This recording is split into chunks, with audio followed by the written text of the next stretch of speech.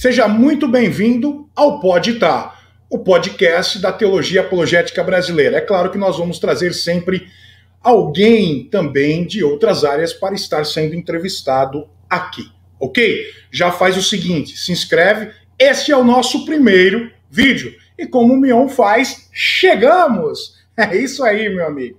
Hoje nós temos uma pessoa muito polêmica aqui no Pode Tá. Vai ser um prazer, eu sou o pastor Alexandre Farias. Eu também tenho um canal, o canal Influenciando Gerações. Ali eu trago vídeos teológicos apologéticos. Se você gosta de estudar a Bíblia, então vai lá também e se inscreve no Influenciando Gerações. Mas é o seguinte, se inscreve aqui também. Deixa seu like, comentário, vai ser bom ter a sua participação. Hoje eu estou aqui com um grande amigo e ele também vai trazer para você muitas informações. Quero fazer a apresentação antes de chamá-lo. Pastor João Flávio Martinez, ministro do Evangelho, pastor da Igreja Batista. Ele é professor de teologia apologética, fundador do Ministério Apologético, Centro Apologético Cristão de Pesquisa, CACP, um dos maiores sites de apologéticas do Brasil. Graduou-se em História e Teologia, pós-graduou-se em Cultura Teológica pela Faculdade Dom Bosco e, como pesquisador de religiões, se especializou no islamismo. É autor de vários livros, como Islã, sua influência nos grupos terroristas, Céu e Inferno, Para Onde Vão os que Morrem, Como Responder aos Argumentos da CCB, Sabatismo à Luz da Bíblia, Calvinismo Recalcitrante. Já deu para perceber que o homem fala de tudo. Também é coautor da Bíblia Apologética de Estudos, editada pelo ICP. Seja bem-vindo, meu amigo, o meu amigo João Flávio Martinez. Aê, meu jovem! Como é bom abrir o Pode Tá contigo. Seja bem-vindo. Olá, pastor Alexandre Farias. Muito prazer estar aqui. A iniciativa... Deixa eu ver se me acomodo melhor aqui no banco. Hoje o papo quando a gente começa a gravar, assim, tem que se assentar um pouco, né? E para mim é um prazer aqui inaugurar essa sua iniciativa, né? Esse sistema de podcast. É um sistema que as pessoas gostam muito de ouvir. E estamos à disposição aí para tentar responder as perguntas que você fará. Com certeza, vai ser um papo de amigo. Aqui é o Pode Tá, é um papo de amigo. Não é nada aquele negócio teológico, acadêmico, apologético. É um papão de amigo mesmo. E eu já quero saber o seguinte. João, te conheço há muito tempo. É um prazer estar com você aqui no Pode Tá, abrir o Pode Tá contigo. O pessoal te conhece da apologética, mas eles não sabem um pouquinho antes da vida, da sua vida, vamos dizer assim, antes de se converter. E aí? Sempre nasceu em berço cristão? Na verdade, eu nasci num berço de um casal desviado. Meu pai e minha mãe eram desviados da Igreja O Brasil para Cristo. Houve um problema lá entre eles, eles resolveram sair da igreja. E eu nasci, então, nessa atmosfera muito negativa de um casal desviado. Também havia o problema de que meu pai e minha mãe, eles viviam tentando se matar, né? Agressões físicas. Eu, quando criança, fui espancado, até violentado, sofri bastante coisas. A minha família era muito desestruturada, apesar de morarmos no sítio, no meio agrário, a minha família era muito desestruturada. Sofri bastante. Só não sofri mais porque a minha avó, mãe do meu pai, ela me pegou para ela, né, me tirou lá da fazenda, do sítio.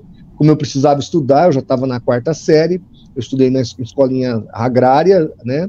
Depois eu vim, então, para a cidade para continuar meus estudos, e aí eu comecei a morar com a minha avó. Foi a grande bênção da minha vida, porque daí a minha avó vai acabar ajudando no meu processo de conversão e me levando para a igreja. Mas então, quando eu estava na... Você era filho único? Não. Eu sou primogênito de 3 filhos. E os teus irmãos também sofriam tudo isso? Sofreram tudo isso. A minha irmã do meio é evangélica, o meu irmão, o Rapa de Tacho, né, que foi o último a nascer, não é assim tão religioso, mas de vez em quando vai à igreja. E nesse processo todo, eu me revoltei muito com Deus, com a vida. Eu era uma criança, um adolescente bem complicado, né? Vim para a cidade, comecei a estudar, comecei a aprender, tinha muita vontade de aprender, desejo de, né, trabalhar, e aí me arrumaram o serviço numa livraria. Foi ali que eu comecei a gostar de livros. Eu trabalhei na maior livraria. Quantos anos você veio para a cidade? Quantos anos sua avó tinha? Eu tinha 12 anos quando eu vim para 12, 13 anos quando eu vim para a cidade. Só para te contar uma coisa, eu vi televisão aos 8 para 9 anos. Televisão. Quando eu vi a primeira televisão, que é aquelas pequenininhas, branco e preto, que tinha um pezinho que rodava assim, eu cheguei em cima da TV, né, o cara estava comendo, e eu cheirei a televisão para ver se cheirava comida. Aí eu falei, mãe, a televisão está com defeito. O aparelho aí está com defeito. A minha mãe falou, por quê? Eu falei, porque o cara está comendo e eu não estou sentindo o cheiro da comida. Está cheirando o fio queimado, né? E era a televisão que eu tinha visto ela pela primeira vez aos 8 para 9 anos. E aí, quando eu vim para a cidade, teve todo um processo, né? Minha tia começou a tentar me levar para a igreja. Dos 15 aos 17 anos, houve toda essa tentativa. Mas aos 17 anos, acabaram-se... como é que eu vou dizer assim? A minha tia desistiu de ficar tentando muito. E aí apareceu lá uns mormons e me ofereceram um curso bíblico.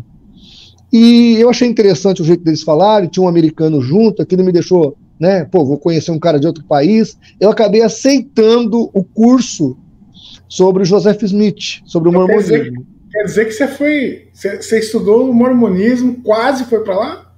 Eu quase virei mormon. Virei mormon. Mas pouca gente sabe disso. Mormon, pois é, eu ia ser elder. Já tinha até comprado uma camisa branca, uma gravatinha de crochê, né? E o nome? Seria Elder Martinez. Olha que coisa fofa. Meu nome seria Elder quer dizer ancião, um ministro, né? E aí, nesse processo todo, eu estava lá com o meu pai até foi comigo, ficou preocupado. Meu pai era desviado, mas sabia que o mormonismo era mais errado do que qualquer outra coisa. E aí, o meu pai chegou em mim e falou, meu filho, você não pode ir naquela igreja, porque aquela igreja é muito errada. Eu falei, a sua era certa? Ele falou, era. Eu falei, então por que você saiu dela? Então teve tudo essa... foi bem complicado. E aí, eu estava lá com meu pai acabava indo comigo na igreja mormon, na estaca mormon que tem aqui em Rio Preto, e num dia desses, a mulher foi depor sobre o livro de Mormon e ela falava do livro de Mormon. Até tudo bem aceitar o livro de Mormon, não tinha problema. Mas aí ela foi argumentar ali diante da plateia de que os judeus estiveram aqui nas Américas antes de Cristo. Sabe aquela história, né, da família que vem e tal, né? Quando ela falou isso, eu olhei para meu pai e falei, realmente, essa igreja aqui está com um problema. Ele falou, qual? Porque meu pai não entende história, né? Meu pai não sabe nada de história. Falei, não, quem descobriu as Américas foi Colombo, né? Isso é coisa básica de quinta série. Falei para meu pai, vamos embora, que é alguma coisa que está muito desagradável, não sei o que é. E aí eu fui embora, e graças àquele depoimento da moça a respeito do livro de Mormon, aquilo me ejetou para fora da igreja dos Mormons. Eu ia me batizar na outra semana. E quanto tempo você ficou lá? Eu fiquei quase 6 meses dentro da igreja Mormon. 6 meses na rua. Fala um pouquinho de como é que funciona esse negócio. A igreja Mormon é extremamente organizada, trata você como um rei ali na organização, você que está chegando novo. Tem a classe dos catecúmenos, eles têm classes, né, até chegar à classe normal, onde você vai ouvir todas as doutrinas mormons. De cara ali, eles não chegam falando que você vai ser um deus, eles não chegam falando das Américas em si, eles começam a pregar Jesus. E aí eles começam a entrar com a ideia da apostasia, que houve uma apostasia e tal, até chegar no Joseph Smith e na restauração da igreja, que é a igreja Mormon. Tá? Eles explicam o lance do Smith, de como conseguiu escrever os livros, aquilo tudo em 6 nesse período de 6 meses, ou ainda você não tinha? Sim, nesse período você aprende tudo. Eles trazem slides na sua casa. Veja, isso há 30 anos atrás, 32 anos atrás, que eu tenho 50 agora, eu tinha 17, 31 anos atrás, os mormons já usavam aparelhos de projeção. Tá entendendo? Parece que tem uma grande empresa aí que produziu pequenos aparelhos de projeção. Hoje a Xiaomi tem, várias empresas têm, mas os primeiros aconteceram por causa dos missionários mormons que precisavam usar dentro das mochilas. Então eles prepararam um data show menor, os pequenos data shows, mini data shows, foram criados por causa dos mormons e se tornou um grande sucesso de venda no mundo. Mas nasce por causa dos mormons. Isso me faz pensar que nós estamos atrasados pra caramba, hein, na evangelização. Veja, o Charles Taze Russell, no começo do século XX, 1905 e 10, ele usava LPs para poder fazer a pregação de casa em casa. Então o estudante da Bíblia pegava aquela vitrola de dar a corda, abria ela na casa da pessoa, botava o disco e ouvia o disco com a pessoa. E era o Charles Taze Russell. Eles sempre foram muito mais sofisticados no processo de evangelização. Hoje os mormons, para você ter uma ideia, eles têm aproximadamente 30 mil missionários. A Igreja Batista deve ter 2.000, 1.500.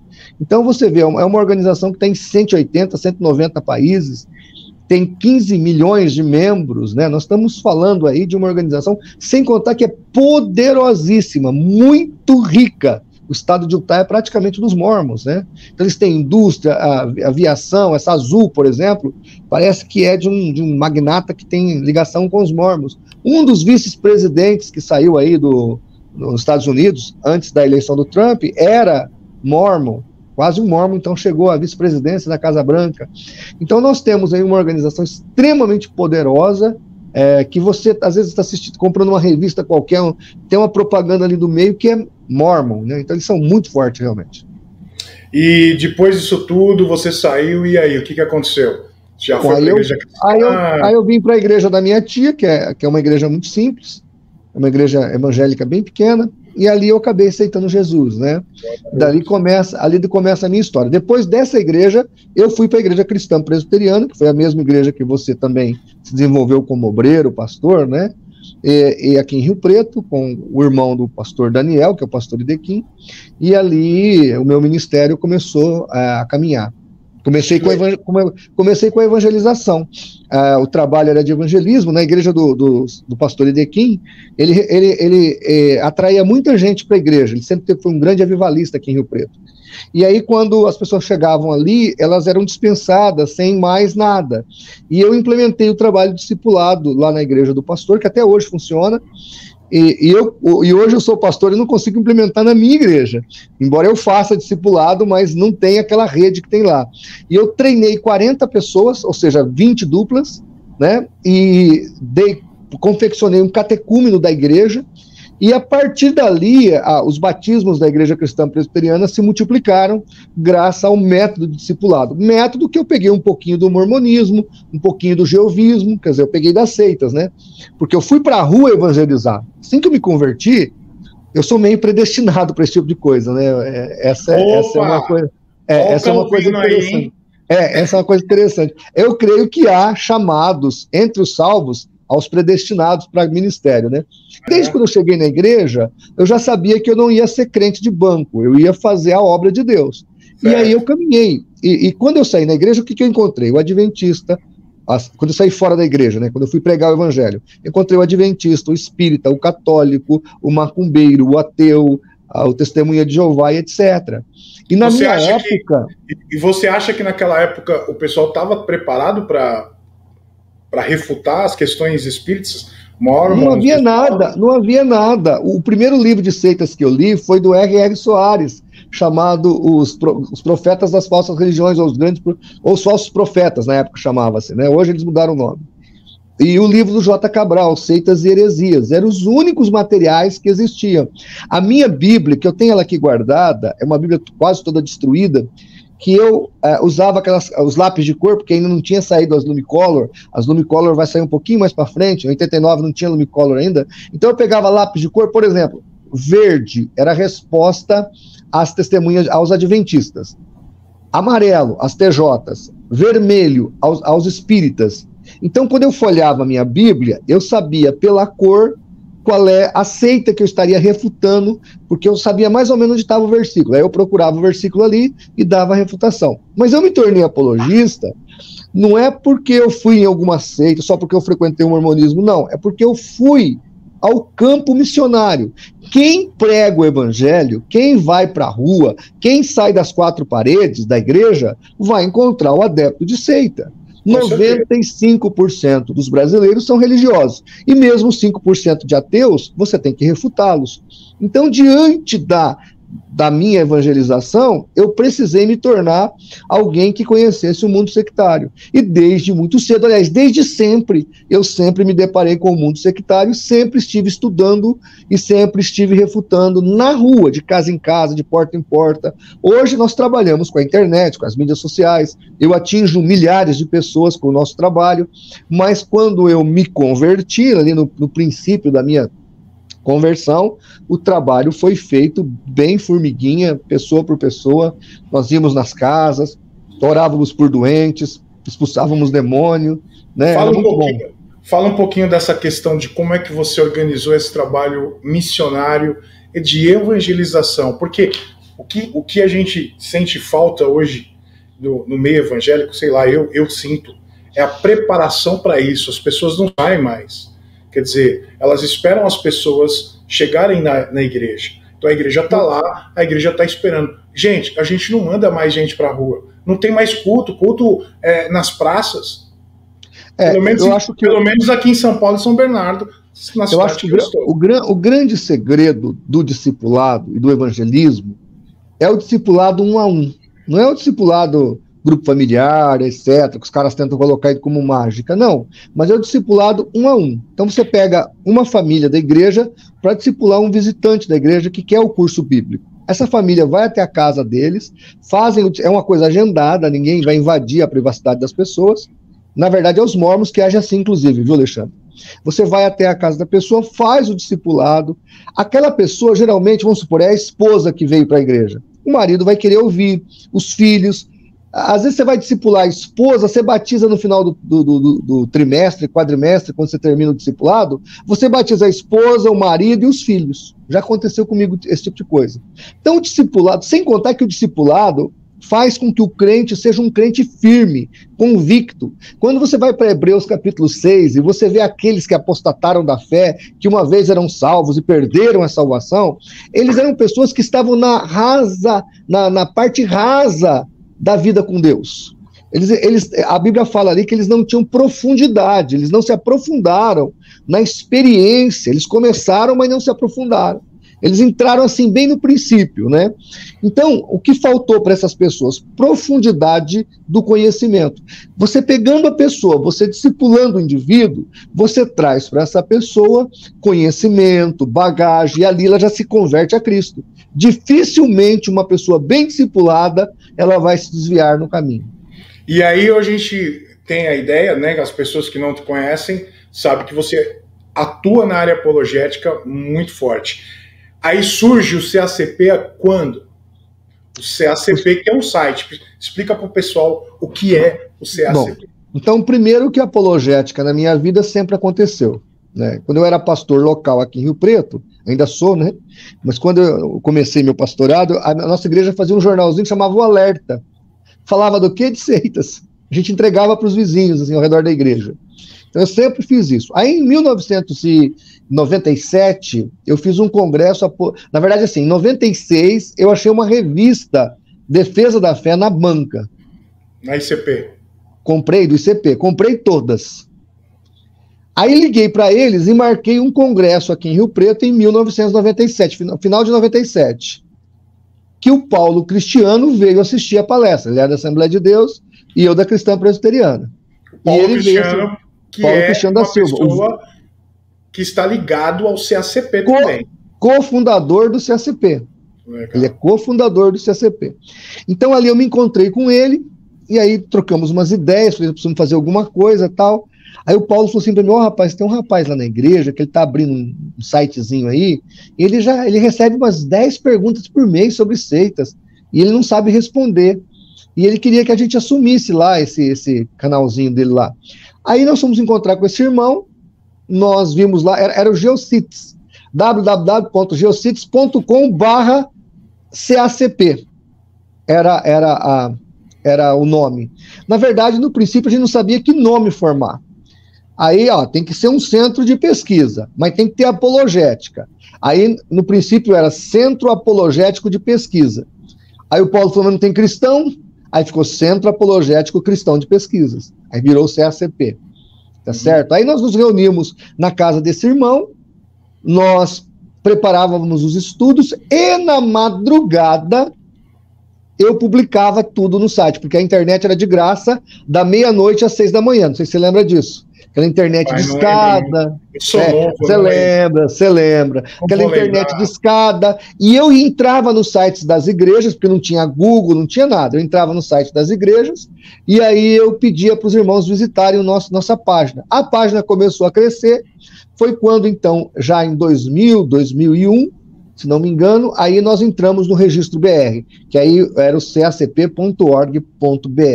E aí começou o nosso trabalho de apologética, e hoje o CACP provavelmente é um dos sites de estudos teológicos e apologéticos que mais tem conteúdo na internet, com certeza. E mais acessado no Brasil. Com certeza. Não vou dizer que é o mais, não, porque tem caído muito, mas a última vez que nós comentávamos tinha 1 milhão de views por mês, mas já chegou a ter mais. Chegou a ter 3, 4 vezes mais do que isso. Com as redes sociais, os views do site estão caindo. Tá? E ele continua caindo, mas ainda continua sendo um ponto de referência, porque as pessoas, quando vai falar de apologética, citam o CACP sem sombra de dúvidas. Com certeza. Eu lembro, e eu não vou perdoar vocês, porque vocês tinham um fórum. E eu fiquei com um debate com o Bruxo durante, acho que de 6 a 8 meses, mais ou menos isso. Minha esposa lembra disso, porque eu tinha um computador no quarto, do lado da cama, ela dormia, eu continuava debatendo com o cara. Foram 6 a 8 meses no debate, e um dia, quando eu entro, sumiu o fórum, cara, eu quis chorar, eu não consegui nem printar aquilo tudo. Eu falei, cadê o fórum? Aí era um fórum nosso? É um fórum de vocês. Deve ser por causa daquele período em que nós debatimos com a Zenilton, ele nos ameaçou de processo. Pode ter sido. E depois ele vai processar. Ele processou agora. A liminar saiu em 2016, ganho de causa para ele. Era 50 mil, mas como era desde 2010 o processo, 2009, estava em 150 mil reais, 140 mil reais o processo, né? E aí foi uma luta muito grande, até que na segunda instância os 3 desembargadores arquivou o caso. Você sabe que quando os 3 arquiva, não consegue dar o passo para a terceira instância. Né? Houve a primeira instância, deu ganho de causa para ele, uma juíza substituta, deu ganho de causa, e na segunda instância os 3 desembargadores pediram o arquivamento do caso, e foi arquivado, né? Mandaram arquivar. Né? E já que você falou em processos, você já recebeu processos? 11. Né? O meu advogado, quando eu ligo para ele, fala, meu Deus, né? Ele até arrepia, né? Mas foram 11 processos cíveis e 2 inquéritos policiais, um na Polícia Civil e um na Polícia Federal. Eu quase que me senti um membro do PT, assim, dando entrevista para o delegado da Polícia Federal, né? Fala para mim uma coisa, tudo isso por causa da apologética? Por causa da apologética. Fala para mim sobre esses processos, rapaz. O que acontece é o seguinte... Se você pudesse, não tiver em segredo de justiça... eu vou te dar um exemplo. Você tem as mídias de comunicação aí, as grandes mídias. Vamos pegar a Veja, por exemplo. A Veja tem um departamento jurídico. Claro. Por que a Veja tem um departamento jurídico? Não é que a Veja conta só mentira. É que as pessoas que mesmo que foram denunciadas ali... As pessoas que foram denunciadas ali, elas não gostaram da verdade que falaram a respeito delas. E como você sabe muito bem, você acabou de falar para mim agora há alguns minutos atrás, nós estávamos conversando em off, pode se processar quantas vezes quiser. E o processo é custoso, principalmente para quem é pobre. Porque se não fosse o doutor Eliezer Mello, que entendesse a minha situação, que eu não tenho recursos, eu sou um classe média baixa, se não fosse o doutor Eliezer me socorrer, que inclusive, aproveitando o ensejo, falando dele, ele é um dos que me evangelizou. quando eu tinha 17 anos, que a minha tia estava num processo de me levar para a igreja, o Eliezer, o doutor Eliezer, na escola, evangelizou a mim e ao Paulo Cristiano. Nós dois não éramos crentes. Ele só não sabia que você ia dar tanto trabalho para ele. Né? Eu acho que se ele soubesse que eu ia fazer o que eu faço e dar tanto trabalho, ele tinha me deixado ir para o inferno, porque seria mais fácil para ele, né? Mas eu devo isso ao doutor Eliezer. Veja, o doutor Eliezer, ele é quase meu padrinho de evangelização, né? Porque por causa da minha tia, ele que ajudou no processo, né, quando eu me converti, e hoje ele me ajuda nos processos que eu levo. Mas a questão que a gente leva processo não é só porque a gente fala coisa errada, ou porque fala de um jeito que eu tenho esse jeito mesmo, mas não é isso, é por causa da visibilidade, você tá entendendo? Tem gente que fala coisas muito piores do que eu e não são processadas. Por quê? Porque o canal da pessoa, o site da pessoa, ele não tem visibilidade. O CACP, quando cai lá no CACP, ele dá visibilidade. E essa visibilidade faz com que a pessoa se sinta agredida e aí ela tenta processar. E graças a Deus nós vencemos os 11 processos, arquivamos já um inquérito, estamos para arquivar o segundo inquérito, que é sobre os muçulmanos. Estamos aí para arquivar.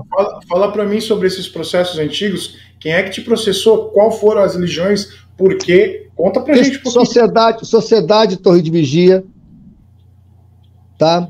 Aquele cara, William Souto Santiago, da Pedra Angular, Adventistas...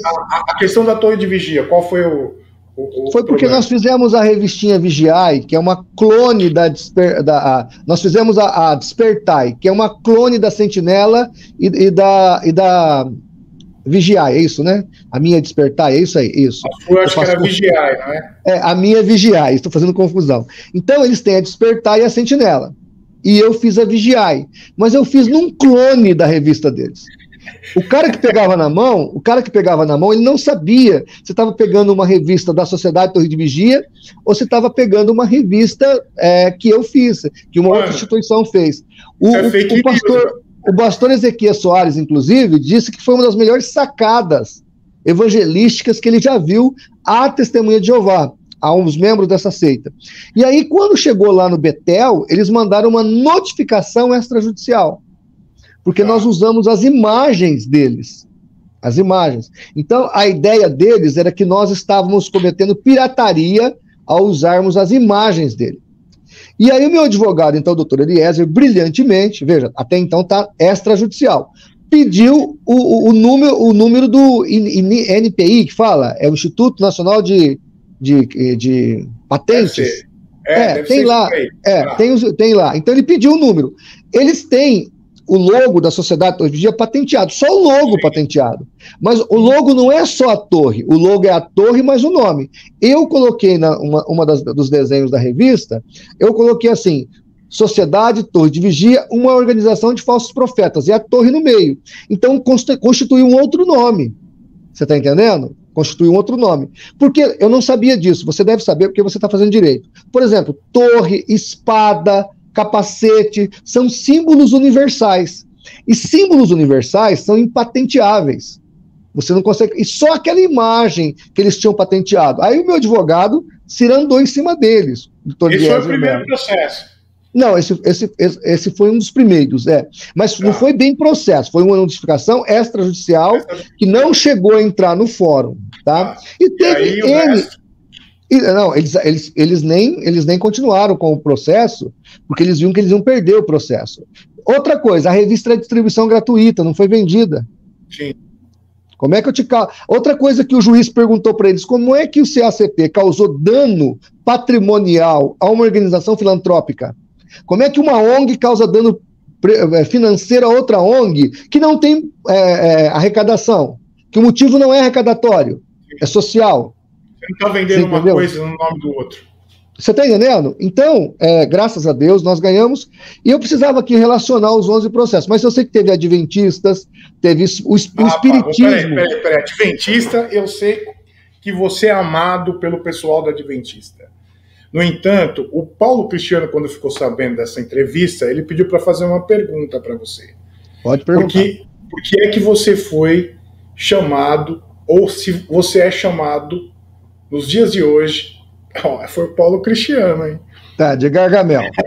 De Gargamel. Os caras adventistas colocaram esse apelido em você. Eu até troquei de óculos por isso, porque eu pareço com o Gargamel. Fazer o quê? Eu tinha um óculos menor que ficava bem a carinha do Gargamel. Aí eu troquei, a minha mulher mandou pegar esse óculos maior, tá vendo? A lente é maior, ele é maior aqui na minha cara, né? Que eu pareço menos o Gargamel, tá? Mas não tem problema, porque eu não devoro adventistas. Eu apenas combato as heresias deles. O Gargamel come Smurfs, né? Ele tenta cozinhar os Smurfs, né? Eu nunca devorei nenhum adventista, a não ser teologicamente. Você não vai acreditar numa coisa. Eu não sei o porquê. Por cargas d'água, que quando eu entrei no primeiro ano colegial à noite, eu fazia parte do grupo de esportes lá, lutava judô, fazia basquete. Eu sempre fui gordo, mas não tanto, entendeu? Você sabe qual que era o meu apelido na escola? Não sei porquê. Nem imagino. Smurf, cara. Smurf? Não sei aonde os caras tiraram o tamanho. Não tem nada de. Nada tem porquê. Não. Imagina.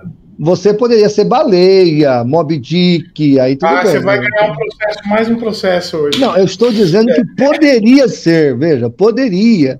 Estamos especulando quais os bullying você poderia passar no colégio. Amigo. Eu era magro, meu problema era o contrário, eu era magro demais, eu era chamado de palito, vassourito, tá entendendo? Mas e aí? Perna longa. Gargamel, quem é que colocou o nome do Gargamel? Uma liga de adventistas aí, eles têm um baixo clero dos adventistas, né? Porque o Leandro Quadros, ele não tem assim vamos dizer assim, ele não desce o nível para te ofender. Embora ele disse que eu sou falso pastor, que eu sou servo de Satanás, que eu sou filho do diabo, mas a esse nível de chamar de chacota, ele não desce, porque ele tem assim, o Rodrigo Silva, o Ivan Saraiva, eles são os bonitinhos da Novo Tempo, então eles têm assim uma reputação a zelar, então eles vão até um certo nível, né? Mas comigo não tem problema. Oi? A gente sabe que você ama o Leandro Quadros, né? Mas eu não tenho raiva deles, muito pelo contrário. Eu acho o Leandro Quadros uma pessoa que sofre muito. Ele é doente com isso. Literalmente, eu acho. Por causa dessas coisas que há no adventismo. Eu imagino que tanto o Leandro Quadros, quanto o Rodrigo Silva e até o Ivan Saraiva, né? Tirando o Arilton, não. O Arilton, o pastor Luiz, esses dois são mais fanáticos. Mas eles gostariam que a igreja adventista fosse melhor. Eu até acredito nisso. Eles gostariam que a Ellen White sumisse do adventismo. Se tirasse Ellen White do adventismo, eles não precisavam fazer apologia, eles podiam ser mais tranquilos na hora de pregar o evangelho adventista. Porque a Ellen White é a pedra no sapato da seita adventista. Fala um pouquinho sobre essa questão. Não, porque a Ellen White, ela fala coisas, ela inventa doutrinas que são extrapolantes com relação à Bíblia. O juízo investigativo, por exemplo, é uma blasfêmia. É a doutrina de que Jesus não acabou a obra na cruz. Quando está escrito em João 19:30, está consumado, quando Jesus brada, ele usa o termo grego tetelestai. A palavra grega ali dá a ideia de estar tudo acabado, tudo consumado. E a doutrina do juízo investigativo, que vem sanar o problema da volta de Jesus, que não aconteceu em 43 e 44, traz essa nova perspectiva, dizendo que, na verdade, Jesus estava num lugar dentro do céu, e ele sai desse lugar, que é o lugar santo, e entra no lugar santíssimo, para começar a fazer o tal do juízo investigativo, para examinar os nomes, para ver quem será salvo e quem não será salvo. Imagine você, o apóstolo Paulo, sendo colocado num escrutínio desse, ou aqueles que são citados em Hebreus 11, os heróis da fé, sendo escrutinados para ver se vão ser salvos. Então, para mim, a pior heresia do adventismo é o juízo investigativo, sem contar as outras barbaridades que Ellen G. White fala. Então, o Leandro Quadros, esse grupo aí de televisivos da Novo Tempo, o que eles gostariam, né, da TV adventista, o que eles gostariam é que Ellen White sumisse, ou que ela se tornasse muito secundária para eles poderem virar a página. Porque eles vêm lá e falam uma coisa no programa de TV deles, eu vou aqui e abro o livro da Ellen White, por exemplo, por acaso estou com o livro aqui dela lá mesmo, Primeiros Escritos, né? Eu mostro esse livro aqui, acabou, quer dizer, eu destruo o argumento deles, muito facilmente. Você não precisa nem de teologia para destruir os argumentos deles, você só precisa de Ellen White. Você pega Ellen White e cita para eles. Quais são as heresias? O que a gente percebe ultimamente é que o Centro Apologético Cristão de Pesquisa, você mesmo, tem se adaptado a estar respondendo muitas heresias do adventismo. Em relação a Ellen White e tudo. Então, as pessoas até perguntam se o canal é só para refutar adventistas, mas não é. É isso que eu ia dizer. Muitas vezes as pessoas acham assim, ó, você está pegando muito no pé dos adventistas, o que você está fazendo? O CACP só sobrevive por causa dos adventistas, sobrevive por causa da Ellen White, só está atacando. E aí, como é que fica essa questão? Como é que a gente responde isso? Na verdade, não é isso. O que acontece é que nós recebemos muitas perguntas e muitos questionamentos de evangélicos querendo saber sobre os adventistas. Se perguntassem sobre Testemunho de Jeová, falaríamos. Mormons, falaríamos. Espíritas, falaríamos. Católicos, bruxos, wiccas, etc., falaríamos. Mas o maior questionamento que existe, as maiores dúvidas que vêm, é sobre a Igreja Adventista, que é a seita mais poderosa hoje no Brasil. Ela tem um satélite no espaço, aliás, uma rede de satélites, né? Ela tem escolas, televisões, ela tem produtos alimentares e etc. Então, é a seita hoje que mais tem envolvido evangélicos na sua teia e trazido essas pessoas para o movimento herético, que é o movimento adventista. Então, por causa disso, nós acabamos nos envolvendo mais com os adventistas. Mas você sabe, eu gosto de falar de islamismo. Para mim, é um negócio extremamente perigoso, tá aí o que aconteceu lá no Afeganistão com o Talibã. Eu gostaria muito de me debruçar sobre isso, inclusive, mas eu sou obrigado a me debruçar sobre o adventismo e outras causas, porque o canal e o site, ele é o nosso medidor. Quem faz a nossa audiência, quem pauta as matérias do canal são os telespectadores, são os internautas. Então, baseado neles, nós fazemos as respostas. Então você não tem nada pessoal contra Leandro Quadros e Rodrigo Silva, é mais uma questão doutrinária. Com certeza é doutrinário. Agora, obviamente que pelo doutrinário nós acabamos chegando no pessoal, né? Eles me atacaram na minha pessoalidade. Eu até fiz um vídeo muito interessante chamado A Apologética Maria do Rosário. Eita. Maria do Rosário é aquela deputada desqualificada do PT, que dentro do Congresso Nacional ela vai em direção a um opositor dela e ele esbarra no indivíduo, ela que esbarra, e depois ela vira para ele e fala: que é isso? Você está me atacando.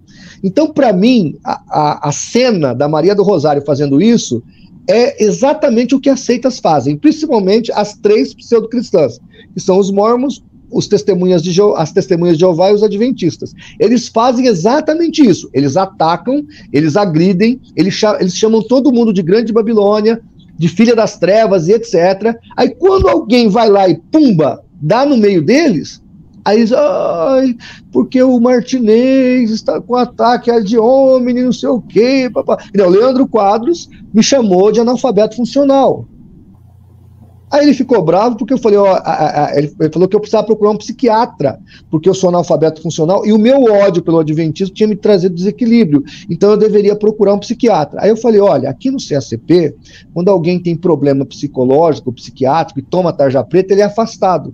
Pelo que eu sei, não é o seu caso, né? Mas aqui nós somos diferentes, nós tratamos de outro jeito. Então, no CACP, não tem ninguém com problemas psiquiátricos ou tomando tarja preta. Pelo menos até hoje, eu não sei se o Paulo está tomando tarja preta, eu acho que não. Então o que acontece? Ele pegou isso aí para ele, porque ele tem problemas psiquiátricos, ele toma esses remédios, e ele falou isso publicamente, ele divulgou isso publicamente. Aí, porque eu dei essa resposta para ele, aí ele fez um vídeo que está com quase 100 mil visualizações lá, dizendo que eu denegri a imagem dele, que eu ataquei a doença dele, e que onde já se ele perdesse a cabeça e fizesse uma loucura, quer dizer, que talvez ele viesse a atentar contra a própria vida, e aí ele entrou por esse caminho. Então, veja, ele me chama de analfabeto funcional, ele diz que eu tenho um ódio que precisa ser tratado, que eu precisaria tomar remédio, tarja preta, porque ele se tratou e etc e tal. Aí, quando eu dou uma resposta para ele, o que ele faz? Ele se coloca de vítima. Então, esse tipo de coisa, sabe aquela frase que a gente costuma dizer por aí? Não sabe brincar, não desce pro play? Tá entendendo? Sabe aquele moleque na escola que mexe com todo mundo, e quando chega alguém, pá, na orelha dele, ele se faz de vítima? Então, Leandro Quadros, para mim, além de herege, ele tem esse problema moral. Eu disse para ele o que Davi disse para Salomão: seja homem, porque o homem de Deus tem que ter caráter, tá entendendo? Ele tem que ter personalidade. Então, se ele agride alguém, se ele chama a pessoa de analfabeta funcional, se ele chama a pessoa cheio de ódio e problemas emocionais, que precisa tomar tarja preta, quer dizer, ele não é psiquiatra para poder me analisar.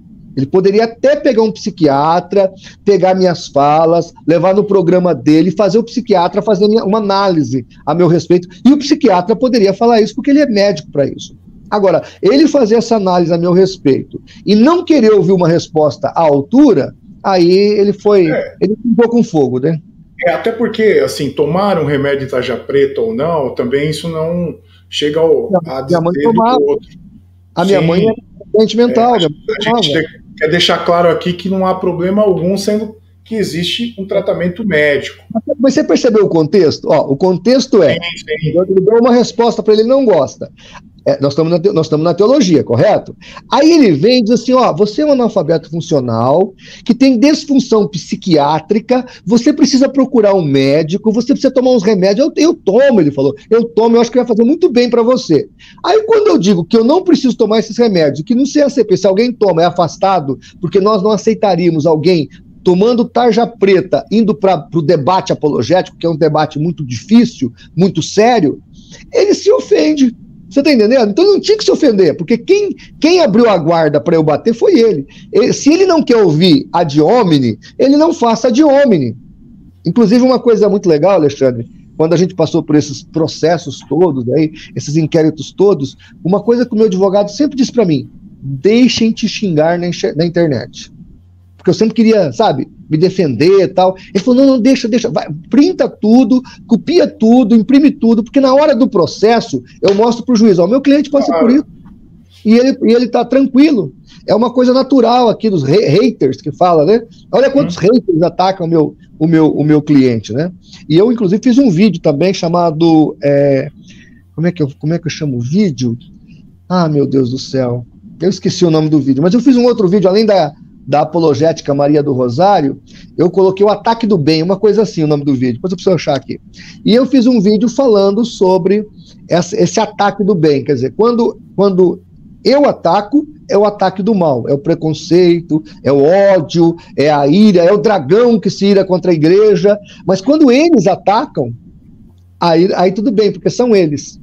Sabe aquela coisa que a esquerda faz? Quando a esquerda faz, tudo bem, porque é a esquerda que está fazendo. Mas quando alguém de direita faz, aí não pode. Então a gente precisa definir. Não pode ter dois pesos e duas medidas. Você falou nessa questão do islamismo, a gente está vendo essa questão do Talibã no Afeganistão. Qual é a tua opinião sobre isso? Político, religioso, o que está acontecendo? Eu fiz um vídeo agora recente, e eu já defendo essa tese desde 2005. Quando eu fiz faculdade de História, meu TCC foi essa tese. O meu livro se chama Islã tem influência nos grupos terroristas? E ali eu defendo que o problema dos grupos terroristas é justamente a teologia islâmica. Em 2005, eu detectei 26 grupos terroristas. Daqueles 26, 18 eram islâmicos, eram ligados à religião islâmica. O que acontece? Quando você analisa o Corão, ou ao Corão, você observa que o livro te dá sustentáculos para a interpretação que eles tiveram. Então, o Boko Haram, o Al-Qaeda, o Talibã, que nem agora estão pegando mulheres para servirem sexualmente o exército. Então, eles vão nas casas das famílias, tiram as meninas, ou até as esposas mesmo, e entregam para os soldados ter relações sexuais, porque o soldado está muito tenso. Está acontecendo isso agora? Agora, eles precisam de ter esse desafio. E o Alcorão prevê isso. Numa guerra, o muçulmano pode pegar a mulher e fazer dela uma escrava sexual. Está no Alcorão. Então o Talibã não está inventando nada. O Talibã não está sendo radical. Está no Alcorão. Outra coisa muito notória que nós devemos observar é que quando você compara a Bíblia com o Alcorão, há uma diferença muito grande, porque a Bíblia tem livros históricos, livros poéticos, livros proféticos, livros biográficos. Ela é uma mini biblioteca. E tudo que ela fala e escreve, ela está no tempo. Ela é uma linha linear de tempo, temporalidade. Então, quando Deus manda matar os amalequitas, eram os amalequitas por questão de justiça. Quando Deus permite que o seu próprio povo seja morto pelos inimigos, é porque está no juízo de Deus ali aquele sofrimento. O Alcorão, quando manda matar o infiel ou o adversário, ele não tem uma temporalidade para dizer que aquilo aconteceu por causa de um juízo de Deus, de uma guerra entre duas nações. Não existe isso. O texto diz, matai os infiéis. Você, sendo um muçulmano, leu isso, recebeu essa mensagem, tem um católico que mora do lado da sua casa, você vai lá e mata ele. É assim que o Alcorão funciona. Porque o Alcorão é um livro poético. Alcorão significa a poesia, ou a recitação. Então, quando o indivíduo lê e aquela mensagem ele incorpora, ele vem e mata. Porque é o que está no Alcorão. E o Alcorão tem dezenas, para não dizer centenas de textos que dá a ideia de toda essa crueldade que os grupos terroristas fazem, está lá no Alcorão. Por isso que você não vê, pastor Alexandre, nenhum moderado muçulmano criticando o Talibã. Dá um Google aí, procura para você ver. Você não vê. Só quando eles são provocados. Eles falam, não, que eles lá não são igual a gente. Mas qual seria a ideia correta da comunidade muçulmana brasileira diante do que está fazendo o Talibã? Vinha a público, televisão, outdoor, cartaz. Nós somos muçulmanos, mas não somos iguais àqueles lá. Só que eles iam ser questionados com o Alcorão. Aí a pessoa ia pegar o Alcorão na mão e falar, mas está escrito aqui no Corão.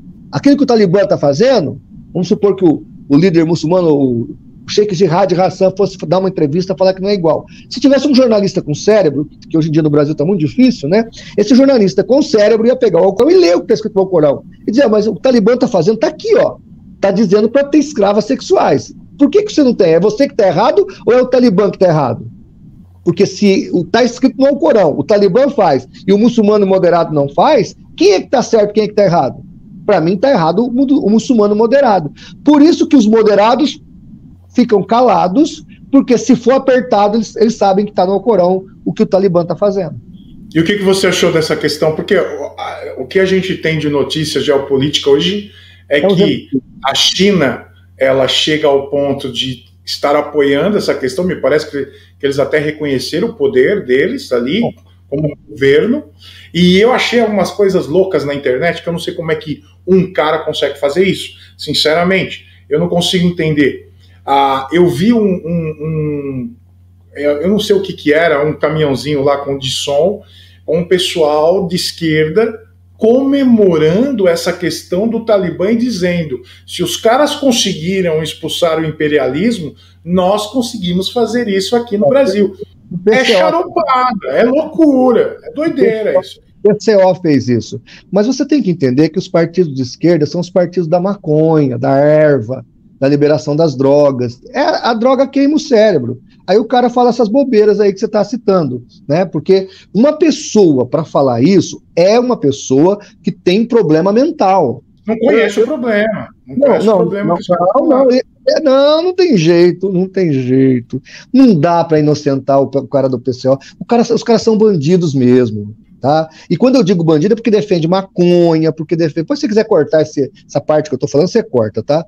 Porque defende maconha, porque defende drogas, porque defende até pedofilia. Eles querem abaixar a idade de 16 para 12 anos. Você está entendendo? Estão agora ali no Congresso Nacional falando que, olha, não, nós temos que usar a maconha medicinal. Se hoje o cara é pego com uma trouxa de cocaína ou maconha, não, um saquinho de cocaína ou de maconha, se ele é pego com aquilo aí, ele fala que é para ele, já não dá cadeia, você sabe disso? Você imagina se inventar uso medicinal. O cara vai ser pego com 1 quilo de cocaína ou 1 quilo de maconha, e ele, vamos pegar na maconha, né, que agora é a maconha. Ele vai dizer, não, é para o meu uso, eu estou pegando para o mês inteiro. Quer dizer, o cara vai traficar maconha e você não tem como coibir. Tá entendendo? Então, é um absurdo o que está acontecendo. Voltando para o caso aí do que você citou. O que acontece? Eles sabem que o que aconteceu ali, essa coisa só cola numa pessoa ignorante, que não conhece os fatos. O grupo Talibã, ele é um grupo extremamente violento, assassino, terrorista, tá? E faz isso com o Alcorão na mão, dentro da letra do Alcorão. Inclusive, Talibã quer dizer estudante, né? Então, eles fazem isso com a letra do Alcorão na mão. Até porque o Talibã, eu escutei o professor Roque falando, um cara que conhece bem nessa questão geopolítica, ele disse que esse grupo foi formado... De água, acabou a água aí? O água acabou a entrevista. Imagina. Vamos lá, Fiz. Vamos lá que tem lenha para queimar. E o que acontece? O professor Roque ele chega a dizer o seguinte, que esses grupos foram formados por escolas religiosas, teológicas islâmicas. Esse grupo de pessoas, esses estudantes é que se formaram, aí se juntaram e formaram a questão do Talibã. Por isso que... Chama madraças. As madraças isso. São tipo internatos islâmicos. Isso. A criança aprende a ler o Alcorão, sim, vive o Alcorão o tempo todo.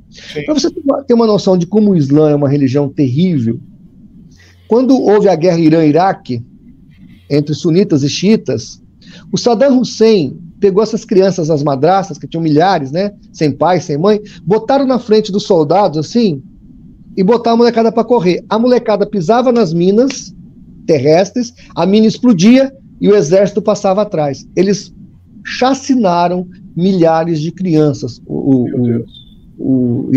líder do Iraque, que era como é que chama lá? Bin Laden? Não, o do Iraque, que foi morto, sim. O Saddam Hussein.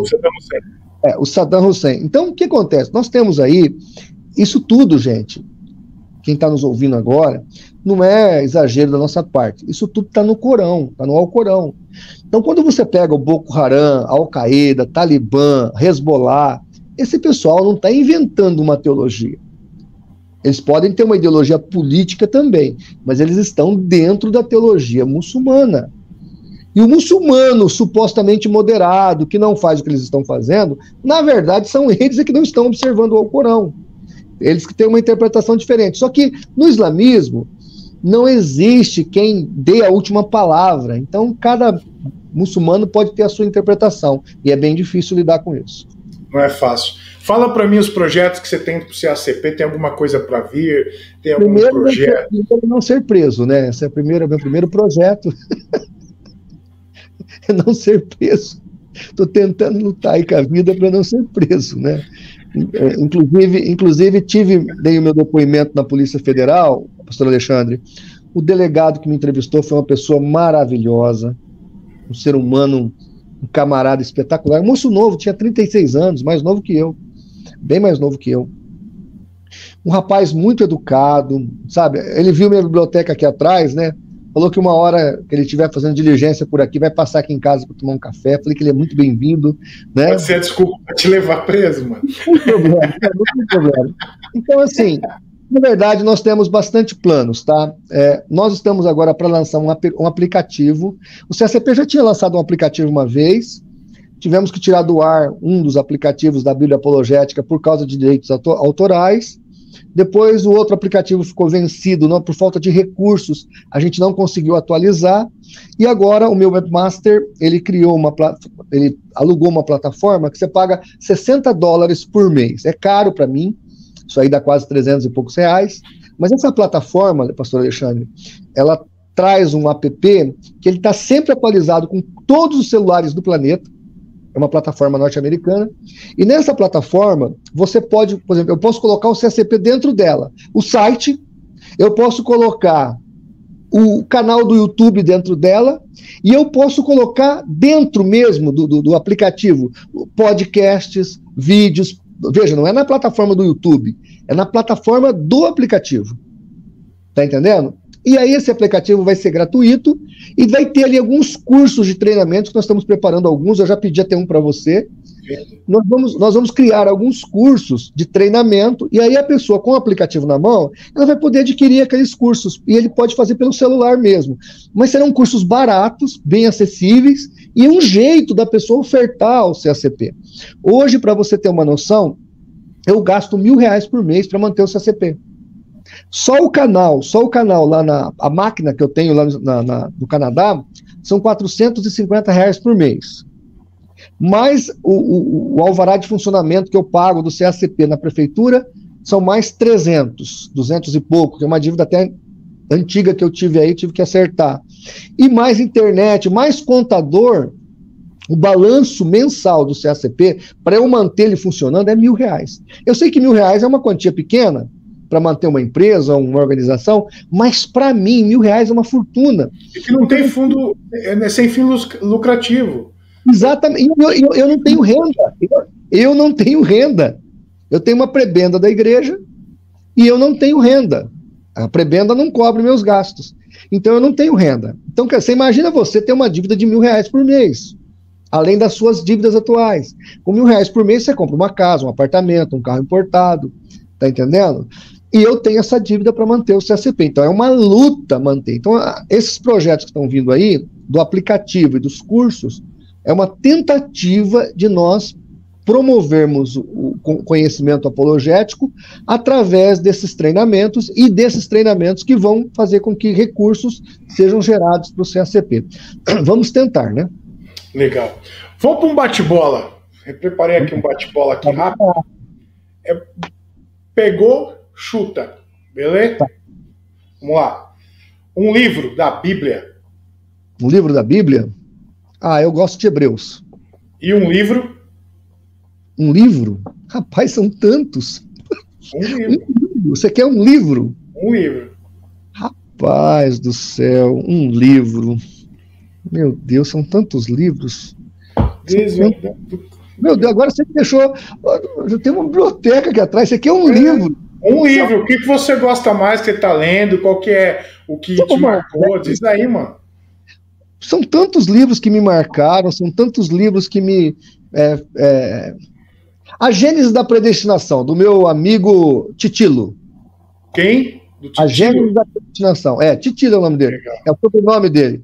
A Gênese da Predestinação é um livro muito legal, porque ele, de uma maneira muito acadêmica, ele destrona o calvinismo completamente da sua teologia. Porque ele vai lá em Agostinho, ele faz toda uma pesquisa de onde veio essa ideia da predestinação sem o livre-arbítrio humano, né, sem a vontade humana a ser contada.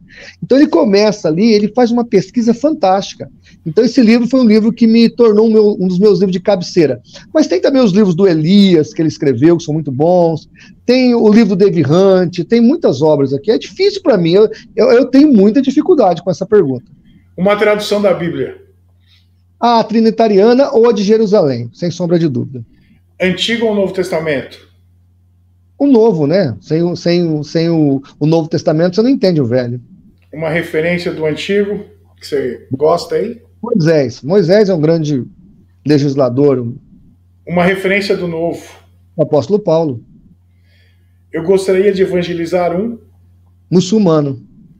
Eu nunca seria da igreja? Adventista. São várias, eu poderia falar morbo, espírita... Sabia, filho, sabia. Teologia ou apologética? As duas coisas, não, elas são eu sei. Elas podem ser desassociadas. Né? Você pode ter um teólogo que não entende nada de apologética, mas você nunca vai ter um apologista que não seja um teólogo. Justamente. Mas e teologia ou apologética? Apologética, então, nesse caso, né? Porque eu já vou ter... A apologética me obriga a ter a teologia. Um livro teológico... Teologia sistemática do Norman Geisler. Um livro apologético... Um livro apologético, a todos do McGrand. McGrand também do... Ai, meu Deus, doutor... Norman Geisler. Não, peraí, pô, doutor... Dá para procurar aqui? William Lane Craig. Dr. William Lane Craig. Todos os livros do Craig, muito bom. Eu gostaria de debater com Leandro Quadros, mas ele cancelou o debate, né?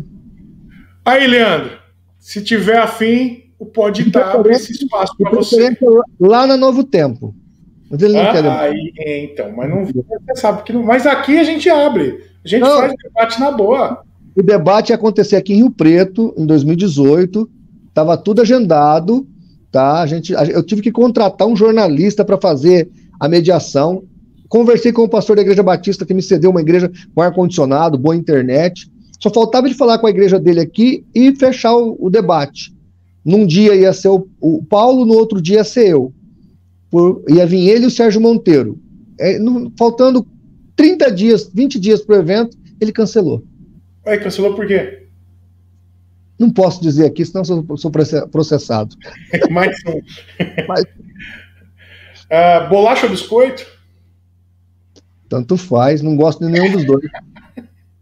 Se eu tivesse a oportunidade de entrar no túnel do tempo, para onde você gostaria de ir? Para a década de 80. Por quê? Porque ela é uma época diferenciada, né? Quem viveu a década de 80 é outro tipo de ser humano. A vida era vivida, hoje a gente não vive muito igual vivia antigamente. O celular, as redes sociais que facilitaram a nossa comunicação, que é muito mais fácil pregar o evangelho, eu até uso muito para isso, né? Aliás, só uso para isso, mas a década de 80 era diferente, né? Pisar no chão, nadar no rio.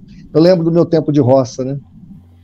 Eu me arrependo Eu me arrependo de...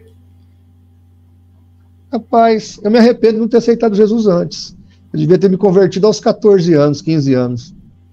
Se você escrevesse um livro agora, qual seria o tema? Qual seria o assunto? Eu estou escrevendo um sobre arminianismo. Olha aí, rapaz. Quem é que você gostaria de ver entrevistado aqui no Pode Tá? Eu gostaria que você entrevistasse o Joaquim de Andrade, porque o Joaquim de Andrade, ele não é como nós. Eu explico por quê, se você me dá um segundo. O pastor Joaquim de Andrade, ele não só é um grande conhecedor de apologética, mas ele é um cara que vai no campo. Ele viajou à África, ele viajou à América, ele viajou quase todos os países da América. Então ele teve envolvido, foi lá visitar essas pessoas de seitas, grandes líderes, ele conheceu vários líderes de seitas. Então, para mim, o apologista mais exótico que nós temos chama-se Joaquim de Andrade, um dos nomes a serem reverenciados. Talvez, você pode dizer, não, mas ele não seja tão catedrático como o Paulo Romero, que é uma pessoa maravilhosa, como o Ezequias Soares, que é doutor em hebraico. O Joaquim não teve tempo para esses doutorados todos, mas o Joaquim teve no campo.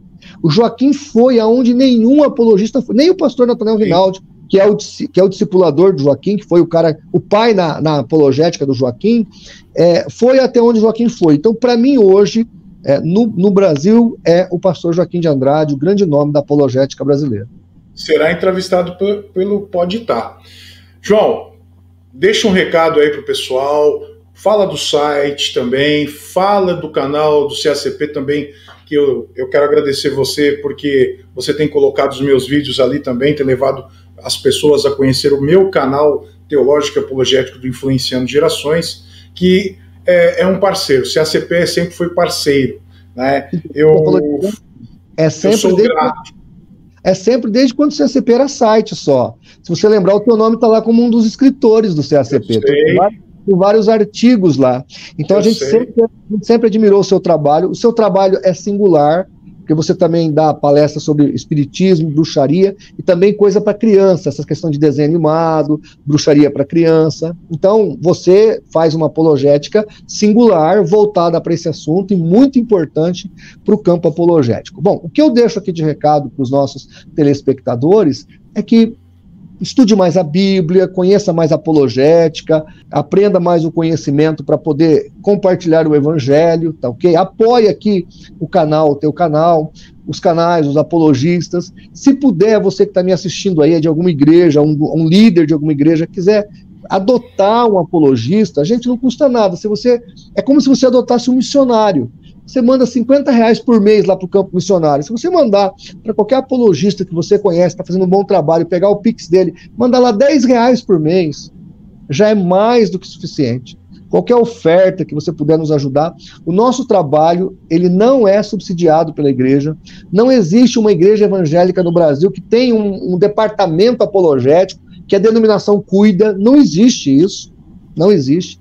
Então, você que está me assistindo, se puder nos ajudar, pastor Alexandre, a mim, qualquer um de nós, adotar o pastor Joaquim de Andrade, vou ligar para o Joaquim aí, vou pegar aí o zap dele, o Martinez, nos ajude, porque nós estamos aqui lutando com poucas forças contra impérios milionários. Sem dúvida, sem dúvida. Milionários, que têm dinheiro para fazer a defesa deles com toda a pompa do mundo. Então, esteja sempre orando por nós e divulgando nosso trabalho. E muito obrigado, professor. Imagina, é um prazer. E a gente sabe que quando estoura uma bomba dentro de uma igreja, o que é a bomba que eu estou dizendo? É teológica, é quando as pessoas não sabem lidar com alguma religião, eles buscam quem? Um apologista. Então, nós somos os bombeiros que apagam o fogo das seitas e heresias. Essa é a realidade. Então, é isso aí. João, obrigado pela sua participação aqui no Pode Estar. Com certeza esse vídeo aí vai... Não esqueça de editar o nosso vídeo, você vai editar depois, não vai? Vou nada, vou jogar tudo no ar, filho. Bom, se eu for preso, a culpa é sua. Não. Se eu for preso, eu falo que eu tenho que ter na mesma cela que você. Graças, então. Deus abençoe. Obrigado, João. Deus abençoe. Fique na paz. Deus abençoe. Bom, pessoal, esse foi o Pode Estar. Eu quero falar algo para você. Existem canais parceiros. CACP é um deles. E também o Influenciando Gerações, tá bom? Vai lá, se inscreve no canal Influenciando Gerações, é o meu canal, tá? Ali eu dou estudos teológicos, apologéticos, respondo a seitas, heresias, e ali você vai aprender a Bíblia de uma forma muito legal e descontraída na linguagem que você entende. Eu agradeço você de estar conosco aqui no Pode Estar. Gostou? Quem é que você quer que a gente entreviste? Qual é o papo? Qual é o assunto? Diz aí nos comentários. Deixa seu like, tá bom? Vai ajudar muito o canal. Deixa seu like, se inscreve, é de graça. Compartilha este vídeo e em breve a gente vai ter mais pessoas aqui no Pode Estar. Pode Estar, o podcast da Teologia Apologética Brasileira, e com certeza vai ter muita polêmica. Deu para perceber. Valeu, gente. Deus abençoe.